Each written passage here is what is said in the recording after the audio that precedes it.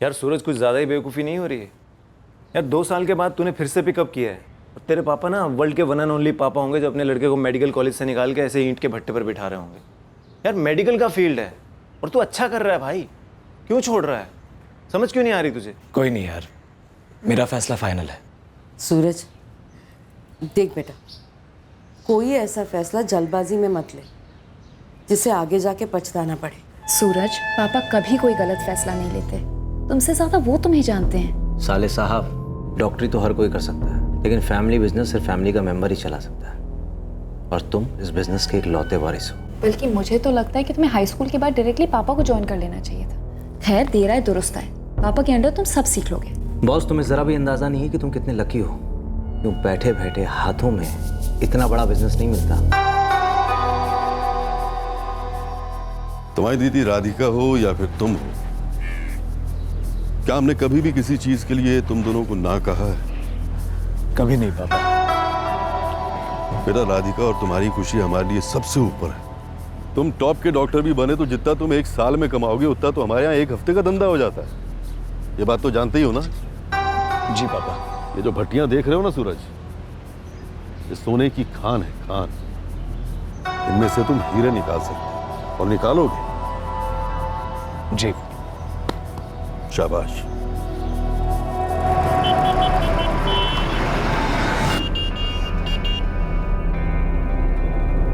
जिंदगी के उस मोड़ पर मुझे भनक तक नहीं थी कि एक दिन मैं सूरज चौहान की जिंदगी का हिस्सा बनूंगी, उसके प्यार में मर मिटूंगी।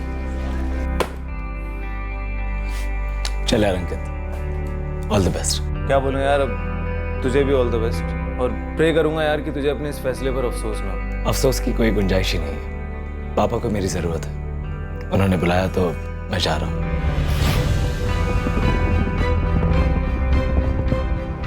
ये फैसला मेरी जिंदगी को कहाँ लेकर जा रहा था मुझे कोई आइडिया नहीं था। मैं अब क्या बनने जा रहा था वो तो मैंने कभी सपने में भी नहीं सोचा था और कभी चाहा भी नहीं था।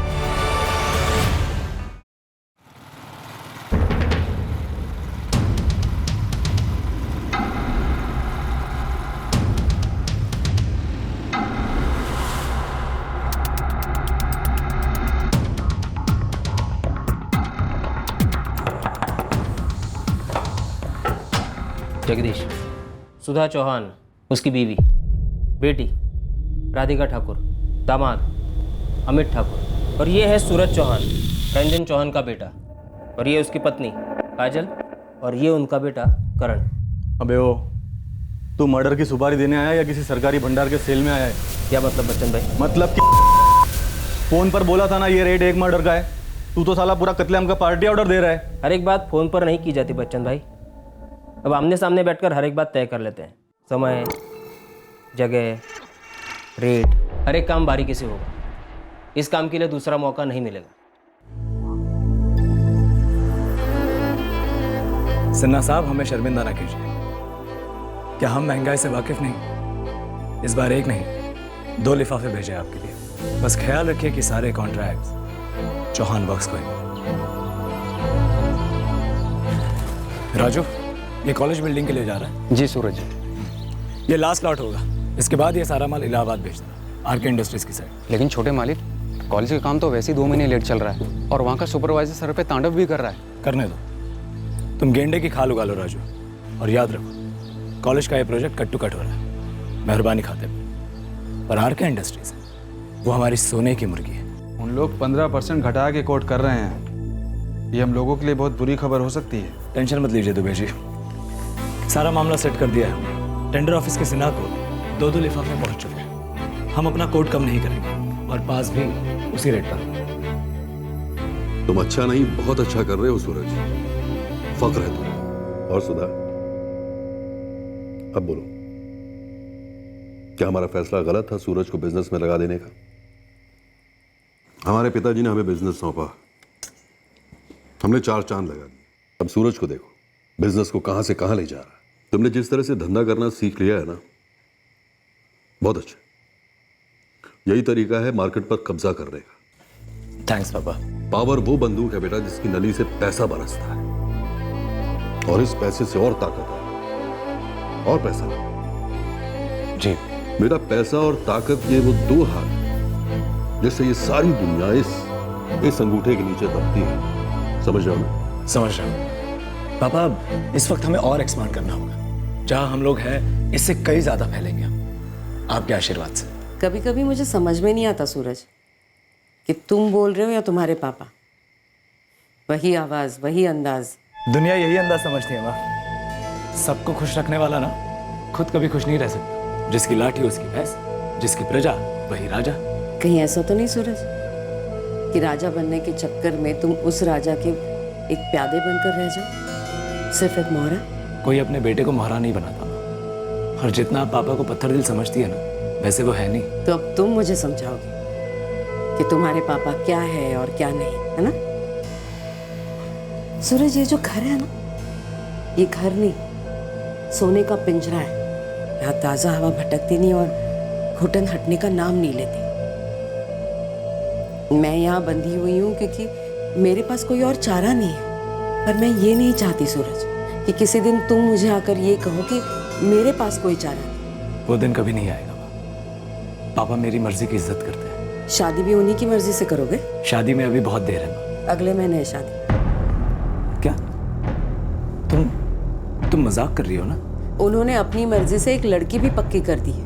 लड़की कौन है, कैसी है, ये ना मुझे पता है और ना तुम्हें। बस मैं इतना चाहती हूँ सूरज कि इस शादी से तुम्हारी जिंदगी बर्बाद ना हो और उस लड़की की भी। इससे अच्छी लड़की आपको नहीं मिल सकती है। अनाथ है, अपने छोटे भाई के साथ अपने मामा के रहम पर रह रही है। पढ़ी लिखी ग्रेजुएट लड़की है, पर मजाल है कि कभी भी आपके सामने जुबान चलाए। उमेश, इन पढ़ी लिखी मॉडर्न लड़कियों का कोई भरोसा नहीं है। न जाने कब हमारे सूरज पर हावी होने लगे। अरे सूरज आपका लड़का है, आपका खून है, मुट्ठी में रखेगा उसे। अरे सीधी सादी संस्कारी लड़की है भाई, और बचपन से ही ये दबी रही है। अपनी औकात अच्छी तरह मालूम है इसे। हमारे बड़े भाग हैं जो आप खुद यहाँ काजल को दिखने हैं। और ये जुबान है मेरी, आपके लड़के को या आपके खानदान में किसी को भी शिकायत का कोई मौका नहीं देगी काजल। वो अंदाजा तो हमें लग ही रहा है। मेरे लड़की से दो बातें कर ही लो। जाओ। काजल, हम 2 मिनट बाहर बैठे। कितने बड़े लोग हैं, शादी का पूरा खर्चा वही उठाएंगे, दहेज में एक दहला भी नहीं लेंगे। अब भी आप हमारी आरती का नहीं सोच रहे हैं। हमारी आरती की शादी सूरज से करवा देंगे तो राज करेगी हमारी बेटी। एक तो हमारी आरती अभी नाबालिग है और उसने अभी अभी कॉलेज जाना शुरू ही किया है। नाबालिग है तो अभी सगाई कर देते हैं, जैसे ही बालिग होगी हम उसकी शादी कर देंगे। कभी तो खुद से परे होके सोचा करो। आप कभी तो खुद के बारे में सोचिए। हमारी जिंदगी की सारी मक्खन और मलाई अपनी बहन के बच्चों पे लुटा रहे हैं। हमारी आरती के लिए क्या बचेगा?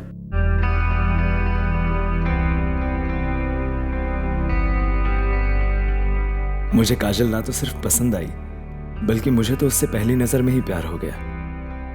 उसकी सादगी, उसकी सोच, सब कुछ भा गया मुझे। वैसे तो मेरे पास कोई चारा नहीं था।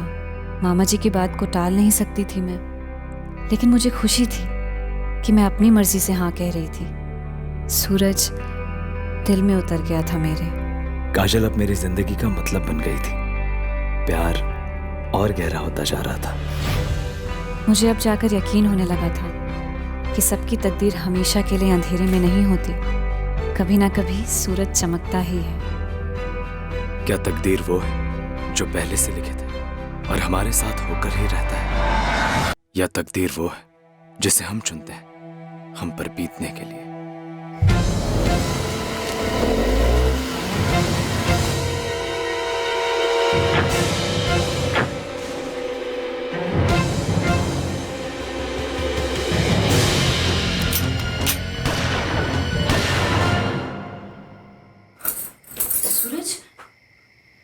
गोलियां चलने की आवाज आई ना? शायद।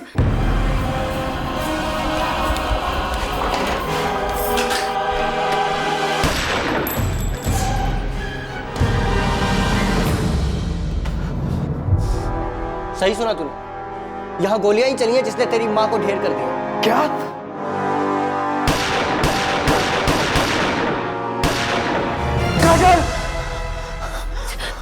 सूरज काजल, काजल, काजल, काजल तुम ठीक हो ना? हाँ मैं ठीक हूँ। ठीक तो हो ना? लेकिन तुम्हें क्या हुआ? काजल वो शुक्ला भाई आए थे, उन दोनों ने माँ को माँ माँ माँ माँ माँ क्या हुआ सूरज?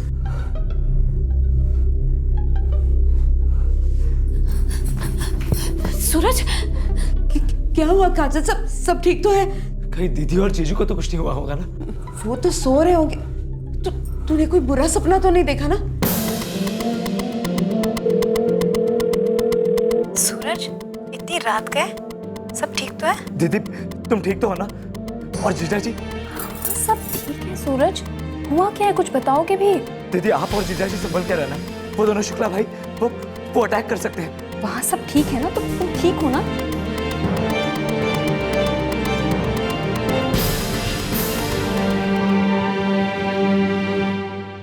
शिवा, असलम, ध्यान से देखो, ये तीनों, रंजन चौहान और उसका दायां और बायां हाथ भानु सिंह और कमल चौरसिया, ये तीनों मुझे जल्द से जल्द अपनी कस्टडी में चाहिए। जितने आदमी लगाने लगाओ, जहां खोदना है खोदो, जो करना है करो, लेकिन ये तीनों मुझे जल्द से जल्द चाहिए। देखो, ये रोने वाली शक्लें तो तुम दोनों मेरे आगे बनाना मत। कहाँ है तुम्हारा पति भानु और तुम्हारा पति कमल और उनका आका रंजन चौहान? हमें नहीं पता मैडम। नहीं पता तो पता करो, कौन से बिल में छुपा बैठा है, वरना दिखते ही गोली नहीं मारेंगे, इसकी कोई गारंटी नहीं है। जगतपुर, इलाहाबाद, वाराणसी, सब जगह अपने आदमी फैला दो, सारे खबरियों को काम पर लगा दो। किसी भी सूरत में मुझे रंजन चौहान चाहिए, चर्बी उतारनी है इसकी। चौहान परिवार पर प्रेशर बनाकर रखो। कानून सिखा रहे थे, सर्च वारंट मांग रहे थे। अब इन्हें बताते हैं कि सर्च वारंट लेकर आने वाली पुलिस क्या क्या कर सकती है।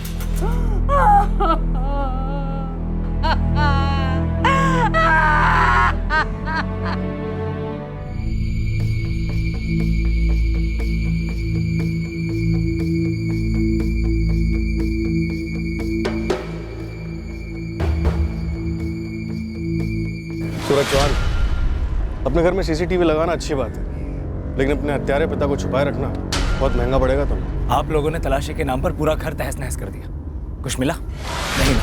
और रही बात मेरे पापा की, तो कल वो बड़ी जल्दी में आए और निकल गए, कुछ नहीं कहा उन्होंने हमसे। लेकिन इंस्पेक्टर, उनके बिना कहे मैं इतना बोल सकता हूँ कि मेरे पापा खून नहीं कर सकते। शेखर शुक्ला के मोबाइल पर तुम्हारे पापा की दी हुई धमकी रिकॉर्डेड है, कत्ल के चश्मदीद गवाह भी। रंजन चौहान के बच निकलने का तो चांस ही नहीं। उनको बोलो सरेंडर कर दो, नहीं तो पूरा का पूरा खानदान अंदर होगा और भट्टी में से एक भी ईंट नहीं निकलेगी। ये हमारा वादा है, बोल देना अपने पापा को। देख सूरज, मामला छिपाने से और बिगड़ेगा। तू बता दे उन्हें तेरे पापा कहाँ हैं। माँ, पापा सिर्फ इसलिए छुप रहे हैं क्योंकि कोई उन्हें फंसा रहा है। बस कर राधिका, बस कर। तेरे पापा क्या कर सकते और क्या नहीं कर सकते ये यहाँ सब लोग जानते हैं। देख सूरज, समझदारी से काम ले, वरना पूरा परिवार बुरा फंसेगा। माँ, सूरज को नहीं पता कि पापा कहाँ हैं, पर अगर उसे पता भी होता तो मैं कहती कि पुलिस को कुछ ना बताए। पापा को बचाना इस वक्त हमारा फर्ज है। माँ, अगर हम पापा की जानकारी नहीं देंगे तो क्या वो वाकई में बचेंगे, या फिर पुलिस हमें ही मुजरिमों में गिनेगी? किसी ने तुमसे तुम्हारी विशेष टिप्पणी की मांग की है यहाँ? माँ, मैं सच में नहीं जानता कि पापा कहाँ छुपे हुए हैं। उनका फोन भी स्विच ऑफ है, पुलिस उन्हें ढूंढ रही है। मैं खुद चाहता हूँ कि पापा ओवरग्राउंड आए, मैं उनसे पूछना चाहता हूँ, मैं जानना चाहता हूँ कि सच क्या है। पर पुलिस तो कह रही थी कि सब कुछ शेखर शुक्ला के मोबाइल में रिकॉर्ड हो चुका है। फिर बीच में बोल रही हो काजल। सूरज, शुक्ला के परिवार ने दबाकर पैसे दिए हैं पुलिस को पापा को फंसाने के लिए। तुम बोलो, तुम किस पर विश्वास करते हो, पापा पर या पुलिस पर, या तुम्हें इनकी विशेष टिप्पणियों पर अमल करना है? पर मैं तो ये कह रही थी कि चुप नहीं रह सकती क्या काजल? राधिका, काजल प्लीज प्लीज, अभी ये समय आपस में लड़ने झगड़ने का नहीं है। हमारे परिवार में कहर टूट पड़ा है, सबको साथ में मिलकर चलना होगा। सूरज, मेरी बात मानिए, पुलिस को सब साफ साफ बता दीजिए। हम सब जानते हैं क्या हुआ है, जो कि नहीं होना चाहिए था पर अब हो चुका है, इसलिए देर मत करिए, वरना कहीं हम सबको जेल ना हो जाए। काजल, जो तुम कह रही हो बिल्कुल सही है, पर मुझे नहीं पता पापा कहाँ है। वो तो शेखर जी से बात सेटल करने गए थे, किसे पता था कि वो उन्हें जान से मार डालेंगे। सिन्हा साहब, ये तो सरासर गलत है।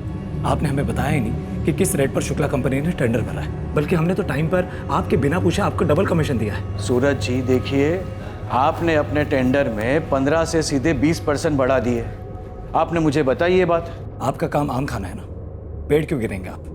जितनी हमारी कमाई उतना आपका कमीशन। हाँ वो सब ठीक है सूरज जी, लेकिन वो अरेंजमेंट पहले जो साहब थे ना उस वक्त की थी। अभी जो नए वाले आए हैं ना वो कुछ ज़्यादा ही स्वच्छ भारत टाइप के हैं। सब कुछ कायदे से करने में विश्वास रखते हैं। उन्होंने कम से कम लोएस्ट कोटेशन वाला टेंडर चुना जो शुक्ला कंपनी का था। अगर उस वक्त मैं मुंह खोलता तो सीधे मेरे मुंह पे सस्पेंशन का झाड़ू फेर देते। अरे बहुत स्वच्छ भारत वाले देखे हैं हमने। देखो कायदा तो वही है जो सालों से हमने चलाया है। हमारा तो सीधा सा मंत्र है भाई, सबका साथ सबका उद्धार। वही तो रंजन साहब, अब मेरे बड़े साहब को समझाए तो कौन समझाए। साले ने 10 मिनट ऑफिस पे लेट आने वाले को भी मेमो देना शुरू कर दिया है। टेंडर भी उसने कायदे से खोला। अरे शुक्ला वाला डन किया है जी। शुक्ला को तो वो जानता तक नहीं है। अबे उसे कैसे पता होगा कौन शुक्ला और कौन चौहान? फाइल बदल दो। इतना दूध बात थोड़ी ना है रंजन साहब। एक तरीका है। क्या? बोलो। आप शेखर जी के साथ में समझौता करके उनको बोलो कि टेंडर की फाइल वापस ले ले कायदे से। एक बार शुक्ला जी ने अपना टेंडर वापस दे लिया तो बड़े साहब को किताबी कायदा पढ़वा देंगे। नया टेंडर खोलना होगा जी, बस। फिर आप कायदे से कम वाला टेंडर दे देना। क्या क्या बोले? फिर से बोलिए जरा। 1.5 लाख हर महीने कॉन्ट्रैक्ट से पहले 3 साल के लिए। इसके अलावा हम आपकी भट्टियों का सारा माल भी खरीदेंगे 2 साल के लिए। ऊपर से हर नए कॉन्ट्रैक्ट में 10% शेयर आपका होगा, वो भी अगले 3 साल के लिए। आप खुद से जो भी बना पाते हैं उससे कई गुना ज्यादा है शेखर जी। तो हमें मुनाफा करवाने के चक्कर में तुम्हारा कितना गुना घाटा होगा? सच में शेखर जी, इतना बढ़िया ऑफर आपको फिर नहीं मिलेगा। और रही बात हमारे नुकसान की, तो आप उसकी चिंता मत कीजिए। नुकसान की हमें चिंता नहीं है बेटा, वो तो धंधे का हिस्सा है। पर तुम लोग धंधा कहाँ करते हो? तुम्हारे पिताजी ने तो कई सालों से धांधलेबाजी चला रखी है। शेखर जी प्लीज अपना टेंडर वापस लीजिए। बेटा कमान से निकली हुई तीर और भट्टी में घुसी हुई ईंट वापस नहीं लिए जाते। मुझे आपकी नसीहत नहीं चाहिए। तो तुम्हें क्या लगता है हमें तुम्हारी भागीदारी चाहिए? हाँ, तो कमाल करते हो। सस्ती कच्ची ईंटें बनवाते हो तुम, तो तुम्हें लगता है कि हमारी भी नींव कमजोर है? रखता हूँ शेखर जी। रुको रुको रुको रुको, अपने पिताश्री को एक संदेशा देना हमारा। उनसे कहना हमें ना ही उनके रुतबे की कदर है और ना ही उनके दबंगई का डर, इसलिए आइंदा ऐसी छिचोरी रिश्वतखोरी की हरकत ना करें। उन्हें गलतफहमी है कि वो इस धंधे के शेर हैं। बेखबर हैं वो कि हम नए सवा शेर हैं। रखता हूँ। मालिक हम एक एक आदमी से बात कर लिए हैं मार्केट में, सब एक के राग अलाप रहा है। बड़ा अड़ियल आदमी है ये शेखर शुक्ला, ईंट का जवाब पत्थर से देता है। मालिक अगर इसने ये टेंडर लेकर हमारे इलाके में दाखिला ले लिया तो समझ लीजिएगा हमारे आधे से ज़्यादा ग्राहक को निकल जाएगा, शायद उससे भी ज़्यादा। और उसके रेट में टेंडर भरने के अलावा कोनो रास्ता नहीं है। लेकिन तो बड़ा भयंकर घाटे का सौदा है मालिक। सौदा तो हम उस शुक्ला के साथ ही करेंगे बाबू। बहुत ईमान झाड़ रहा है ना, हम देखते हैं कितने में बिकती है इसकी ईमानदारी।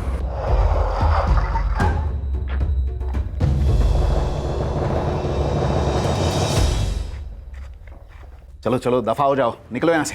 तुम्हें अंदाजा नहीं है कि हम इस धंधे में कितने पुराने हैं। अंदाजा तो तुम्हारे मुंह से निकलती दीमक से मिल ही जाता है।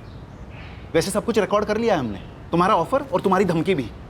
अब अगर ये रिकॉर्डिंग मैं सरकारी दफ्तर पहुंचा दूं ना तो तुम्हारे सारे सरकारी कॉन्ट्रैक्ट खारिज हो जाएंगे। फिर रंजन चौहान बुढ़ापे में नंगे हो जाओगे तुम। क्या पक रहा है? पता किससे बात कर रहा है? मालिक कितना तमीज से ऑफर दे रहे हैं और तुम होके बदतमीजी कर रहे हो। बेवकूफ़ी ना करो। जिस ईमानदार ऑफिसर के भरोसे तुम इतना खुदक रहे हो ना, उसका तो मैं चंद ही दिनों में करा दूंगा तबादला। और उसके बाद जानते हो क्या होगा? नंगे हो गए तुम, मार्केट से निकाला होगा तुम्हारा। मीरा, पुलिस को फोन लगाओ, आज के आज इसे अंदर करवा देते। फोन रख, तू पुलिस को फोन लगा। फोन रख, अरे तू फोन लगा।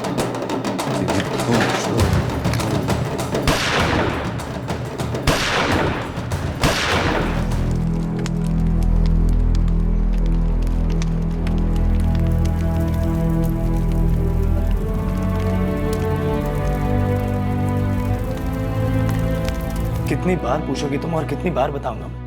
मुझे नहीं पता पापा कहाँ है। सूरज, क्या तुम्हें ऐसा नहीं लगता कि पापा जी का यही स्वार्थ, उनका यही बर्ताव एक दिन हम सबकी जिंदगी को खतरे में डाल सकता है?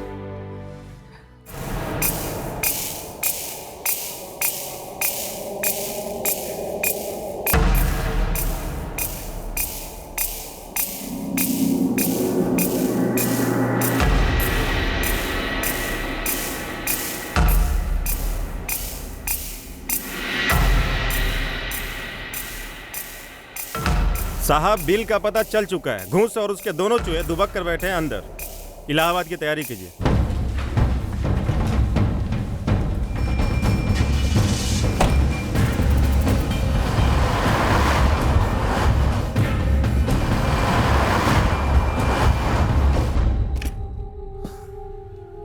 शहर में एक ऐसी दीवार नहीं है जहाँ हमारी फोटो लगा दी इन लोगों ने। डर लग रहा है? पेशाब निकल रहा है डर के मारे? नहीं मालिक, बस हमें एक जगह पर नहीं रुकना चाहिए। तो अभी निकल चलें खाने के बीच? अरे नहीं नहीं, आप खाना खाइए ना। अच्छी तरह जानते हो खाने के बीच में टोकना मुझे पसंद नहीं है, फिर भी तुम लोग।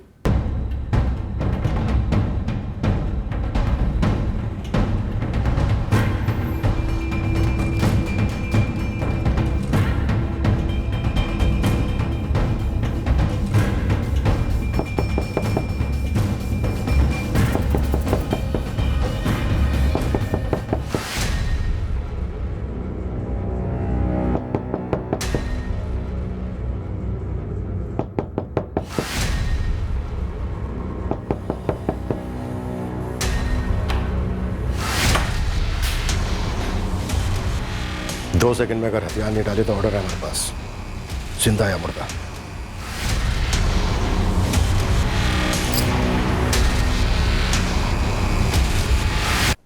ऑफिसर आओ ना, बैठ के सेटल कर लेते हैं। क्या नाम क्या तुम्हारा? यमराज। अब बोलो।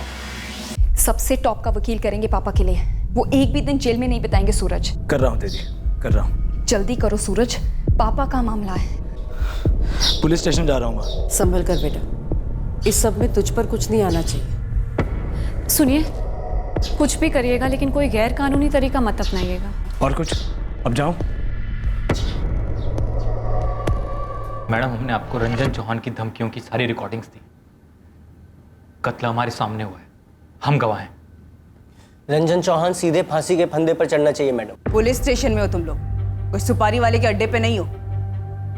तुम लोग का बयान रिकॉर्ड कर लिया गया है, अब कोर्ट तय करेगा कि क्या करना है। मैडम, हमारे पापा को मार डाला हमारी आंखों के सामने।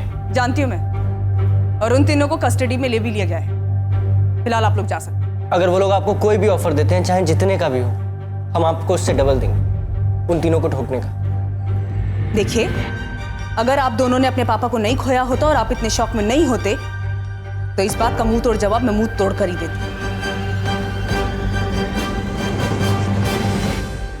कोई बात नहीं, खड़े खड़े स्टेटमेंट दे दो, हमें कोई फर्क नहीं पड़ता। जो रिश्वत और धमकी की बात तुमने शेखर शुक्ला से की, वो उसके मोबाइल पर रिकॉर्ड हो चुकी है। हम तो सुन चुके हैं, तुम्हें भी सुननी? रिवाइंड करें? रिवाइंड में क्या रखा है? फॉरवर्ड की बात करो, रेट बोलो। क्या लोगे डिलीट करने का? और कुछ है बोलने के लिए? हम कोर्ट में कह देंगे ये आवाज हमारी है ही नहीं। कोर्ट हमारी साइड लेगी और तुम्हारी धज्जियां उड़ेंगी कोर्ट में। अब होना नहीं चाहिए था, हो गया। आदमी तो वापस आने से रहा, तो हम, तुम, हम सब आगे बढ़ सकते हैं। केस वेस को भुला के तुम अपना रेट बोलो। मिश्रा, इसे हवलदार राम सिंह को सौंप दो। उससे कहो कि स्टेटमेंट दे या ना दे, लेकिन तबीयत से इसकी धुलाई करे। कि गिड़गिड़ाना चाहिए, रेंगना चाहिए। इस लॉकअप की जमीन इसके पिघलते क्रूर से गीली होनी चाहिए। सर,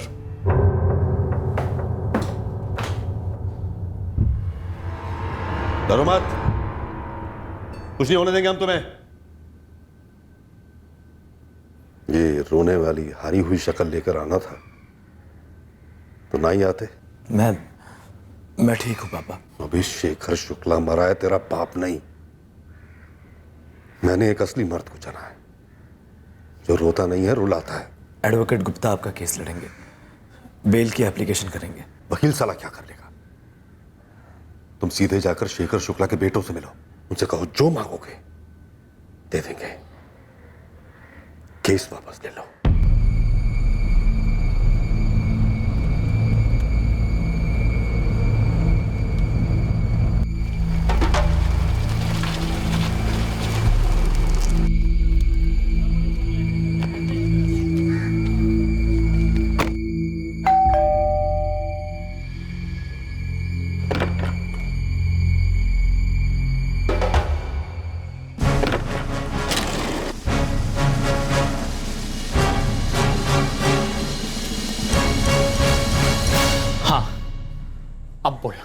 कौन सा सौदा करना चाहता है?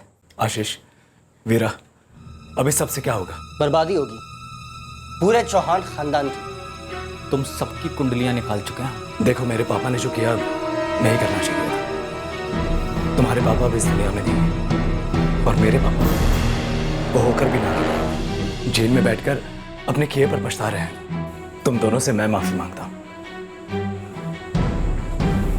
तुम्हारे पास एक ऑफर लेकर आया हूं। जो भी तुम लोग मांगोगे हम देने को तैयार हैं। बिजनेस का हिस्सा, कॉन्ट्रैक्ट्स, पैसे, जो भी दो। बस तुम लोग ये केस वापस ले लो। हमें कुछ नहीं चाहिए, बस अपने खानदान से एक बंदा या बंदी दे दे। तेरे सामने गोली मार देंगे उसे। खून का बदला खून, कब और कहां मारना है। और हमें कोई भी चलेगा। सुधा तेरी माँ, राधिका तेरी बहन, अमित तेरा जीजा, काजल तेरी बीवी, या करण? नहीं वीरा, नहीं। एक काम करते हैं, तेरे को मार दे। तेरे पूरे परिवार के सामने ना तेरे को मार दे।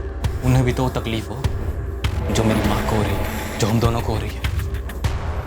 उसके बाद ले लेंगे केस वापस। रंजन चौहान छूटेगा और जिंदगी भर तड़पेगा। देखो, ये हो नहीं सकता। क्यों नहीं हो सकता बे? हम कुछ भी कर सकते हैं, और जिस दिन तेरा बाप छूट के आएगा ना, हम उसको मार भी सकते हैं। और हम ऐसा ही करेंगे, समझा? अब चुपचाप यहाँ से दफा हो जा, वरना एक खाता अभी और यहीं खोलेंगे। जा। सर, तीनों ने अपने स्टेटमेंट और कबूलनामे दे दिए। मिश्रा, तगड़ी चार्जशीट फाइल करो। हमें रंजन चौहान के अगेंस्ट फुल प्रूफ केस बनाना है। ये मिसाल होनी चाहिए उन गुंडों और दबंगों के लिए कि अगर वो कानून तोड़ेंगे तो हम उन्हें तोड़ेंगे। और क्या कर सकते हैं? अरे बेल नहीं हुई तो दोबारा कोशिश कर सकते हैं, पर केस कोर्ट में नहीं आना चाहिए। सूरज, पैसे ठूस दो सबके मुंह में। इस पुलिस टीम के सामने पैसों का नाम भी लिया ना तो गिरफ्तार कर लेंगे तुरंत। एक आइडिया है मेरे पास। कमल और भानु के साथ ना सौदा करते हैं। वो लोग को बोलते हैं कि सारा इल्जाम अपने सर पर ले लें। उनकी फैमिली की जिम्मेदारी हम ले लेंगे ना। अरे पापा तो छूट जाएंगे। पर पापा ने धमकी दी थी, वो वहां मौजूद थे। अरे पापा मौजूद थे, लेकिन पापा को थोड़ी मालूम था ये दोनों क्या रिएक्ट करेंगे। दोनों में से किसी ने गुस्से में आके गोली मार दी। पापा ने कोशिश की थी रोकने की दोनों को। फिर पापा भागे क्यों, छुपे क्यों? पुलिस ने स्टेटमेंट लिया, कबूलनामा लिया है। अरे सूरज, वो सब कोर्ट में देखा जाएगा यार। और नहीं तो क्या, हम दिल्ली विल्ली से सबसे टॉप का वकील करके लाएंगे पापा के लिए। सब कुछ बदला जा सकता है सूरज। और ये कोई पहला मर्डर केस नहीं होगा जहाँ कातिल बाहर निकल गया। और सोचो, पापा ने तो जो किया वो गुस्से में आके किया। कोई बुरे आदमी थोड़ी है वो, अच्छे हैं, बल्कि सबसे अच्छे हैं। हम उन्हें कोई जेल में छोड़ सकते हैं क्या? सवाल ही पैदा नहीं होता। अरे इतने लोग इतने मर्डर करके बाहर घूम रहे हैं, बिजनेस कर रहे हैं, मिनिस्टर बने बैठे हैं, उनका क्या? सूरज के पापा को सिर्फ एक कत्ल की सजा नहीं मिली है काजल। ये सजा है हजारों जिंदगियों को रौंदने की सजा। अपने परिवार वालों के साथ न जाने कितने लोगों की। काजल, उसके पापा अच्छी तरह से जानते हैं कि सूरज को चिकनी मिट्टी की तरह मोड़ा जा सकता है, उससे कुछ भी करवाया जा सकता है, कुछ भी। देख बेटा, तो ऐसा कुछ भी होने मत देना। हम दोनों में से तेरा उस पर ज्यादा असर है। नेकी और सच्चाई की लगाम कस के पकड़े रहना। ये लगाम अगर हल्की सी भी छूट गई ना बेटा, तो जिंदगी बर्बाद हो सकती है। दूर रहूं काजल? काजल, मेरे पापा है वो। और तुमने ये बात कही भी कैसे? तुम अच्छी तरह जानते हो, पापा को सिर्फ झूठ और फरेब से बचाया जा सकता है। इंसान से गलती हो जाती है काजल। मेरे पापा का गुस्सा उन पर हावी हुआ। पर क्या उन्हें पछतावा है अपने किए पर? अगर गुस्से में किया होता तो पछतावा होता। यूं कानून से भागते नहीं वो। हाँ, पर याद करो, तुम क्या बनने निकले थे? एक डॉक्टर, एक जान बचाने वाला, और अब एक जान लेने वाले को बचाने में लगे हुए हो। मेरे पापा भी तो है वो। मैं जानती हूँ वो तुम्हारे पापा है, और मैं उनसे कोई नफरत नहीं करती, और ना ही चाहती हूँ कि जेल में उन्हें कोई तकलीफें हो। लेकिन कानून हम सबसे ऊपर है, इसलिए जो कानून फैसला लेगा वो भगवान का फैसला समझकर हम सबको कबूल करना होगा। सूरज, एक रात ऐसी नहीं जाती जब मैं नहीं सोचती कि काश तुमने अपनी मेडिकल की पढ़ाई जारी रखी होती। भले ही मुझसे शादी नहीं होती तुम्हारी, कम से कम तुम एक अच्छे इंसान बनकर तो रहते। पता है, मैं तुमसे बहुत प्यार करती हूँ, और उससे भी ज्यादा तुम्हारी इंसानियत से। कभी मत खोना उसे। तब मेरी समझ के बाहर था कि जिंदगी कभी ऐसा भी मोड़ लेगी। अब भी सोच धुंधला जाती है। जिस रास्ते पर मैं चल पड़ा वो नियति की वजह से नहीं था, बल्कि वो रास्ता मैंने खुद अपने हाथों से खोदा था। देखो, हमारे तुम्हारे पतियों से कोई दुश्मनी नहीं। कमल और भानु वो तो सिर्फ नौकर है रंजन चौहान, मोहरे हैं उसके। अब हम तुमसे जो कहने जा रहे हैं ध्यान से सुनो। सूरज तुम्हारे पति से यही कहने वाला है कि कत्ल का इल्ज़ाम अपने सर पर ले लो। हम कह रहे हैं कि कत्ल का इल्ज़ाम उसी के सर पे डालो जिसने कत्ल किया है। उससे वो छूट जाएंगे? छूट सकते हैं, सज़ा काफ़ी कम हो सकती है, और जब तक वो अंदर रहेंगे तब तक तुम्हारे पूरे परिवार की देखभाल हम करेंगे, और उनके बाहर निकलने के बाद भी उनको नौकरियां हम देंगे। चौहान की भट्टी अब हमेशा के लिए ठंडी पड़ेगी।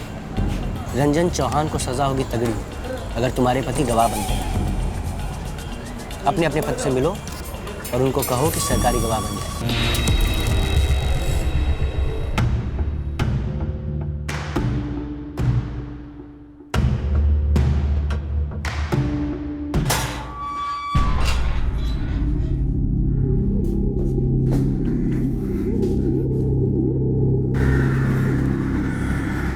तुम्हारी रोनी शक्ल हमें बता रही है कि तुम कुछ भी नहीं कर पाए अपने पापा के लिए। हर कोशिश जारी है। तुम्हारी हर कोशिश नाकाम होती जा रही है सूरज। 1 महीने में यह केस अदालत में दाखिल होगा। भानु और कमल का सुना? क्या क्या पापा? भानु और कमल को इस जेल में हमसे अलग रखा गया है। जेल में रहते हुए भी हमें यह पता चला है कि शुक्ला के बेटे उन्हें सरकारी गवाह बनाने चले ताकि हमारे गले का फंदा और कस जाए। तुम्हें कभी हमारी जेल की कोठरी में आना चाहिए सूरज। ठंडी जमीन पर सोते हैं, ऐसा खाना खाते हैं जो हमारे कुत्ते भी ना खाएं, चुल्लू भर पानी में नहाते हैं जिसमें तुम्हें डूब के मर जाना चाहिए। ऐशो आराम की गोदी में पाला है हमने तुम्हें सूरज, और आज हमें यह दिन देखना पड़ रहा है। हमने पिल पिलाना सिखाया तुम्हें कभी? हमने तुम्हें हमेशा यही सिखाया है कि जो शख्स झुक के हमारे पास न आए उसे रेंगते हुए लेकर आओ। पापा, मैं भानु और कमल को ये कत्ल का इल्जाम अपने सर पर लेने के लिए मना लूंगा। तुम्हें जो करना है सूरज तुम वो करो, और जो नहीं करना है वो तो जरूर करो, क्योंकि दुनिया, कानून, अदालत सब अपनी जगह और तुम्हारा परिवार अपनी जगह। हमने शुक्ला को कॉन्ट्रैक्ट के लिए नहीं मारा सूरज, परिवार के लिए, तुम्हारे लिए, करण के लिए मारा है उसे, ताकि हमारे चौहान खानदान का रुतबा बना रहे। तुम कुछ भी करो, कुछ भी, लेकिन ये केस अदालत में जाने से पहले मुझे यहां से निकलवा दो। भैया, भानु और कमल पे विश्वास करना मुश्किल है। दोनों खानदानी मुलाजिम हैं रंजन चौहान के। हमसे पैसा लेकर ऐन वक्त पर कोर्ट पर मुकर सकते हैं। पता चला दोनों में से किसी ने इल्जाम अपने सर ले लिया तो? लेकिन रंजन चौहान और उसके खानदान को तड़पना तो चाहिए। उन सबको तड़पाना और खूब सारा दर्द देना, ये हमारा फर्ज भी है और हक भी। और हम ये हक अदा करेंगे भैया, पापा के लिए। पापा के लिए।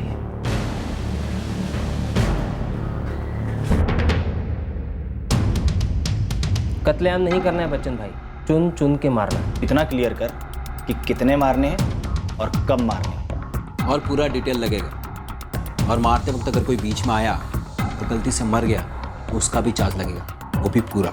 सुन लिया? अब फटाफट पूरा प्लान बता। और एक बात याद रख, अगर एक बार डेट फिक्स हो गई ना फिर हिलना मत।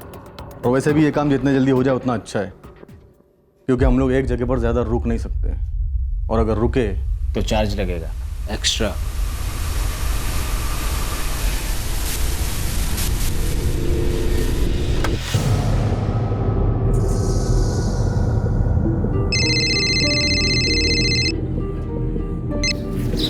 हाँ माँ, पहुँच गई आप? हाँ, अभी फ्रेश हुई हूँ। तुम्हारे मामा जी तुम्हें, काजल, करण, राधिका, अमित सबको याद कर रहे थे। आपने बताया ना उन्हें हम क्यों नहीं आ पाए? हाँ, मैंने बता दिया उन्हें।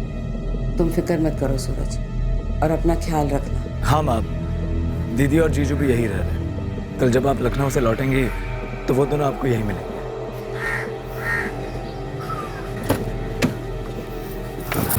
काजल, जाना जरूरी है क्या? सूरज, तुम अपनी दीदी को मुझसे बेहतर जानते हो। एक बार जिद पकड़ ली कि बाहर का खाना खाना है तो बस कोई उनकी बात नहीं बदल सकता।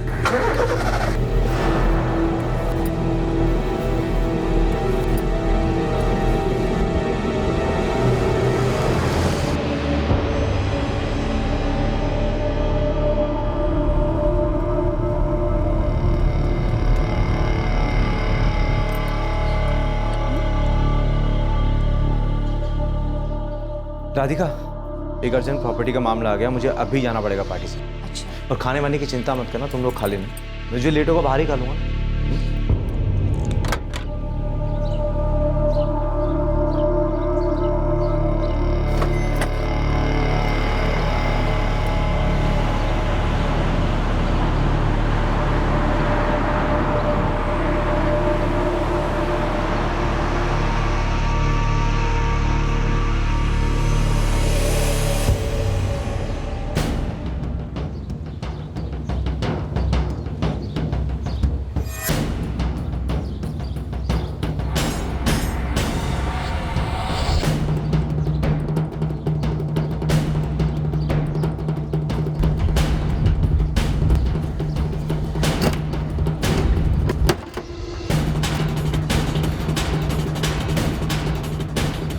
जल्दी से मिटा दे।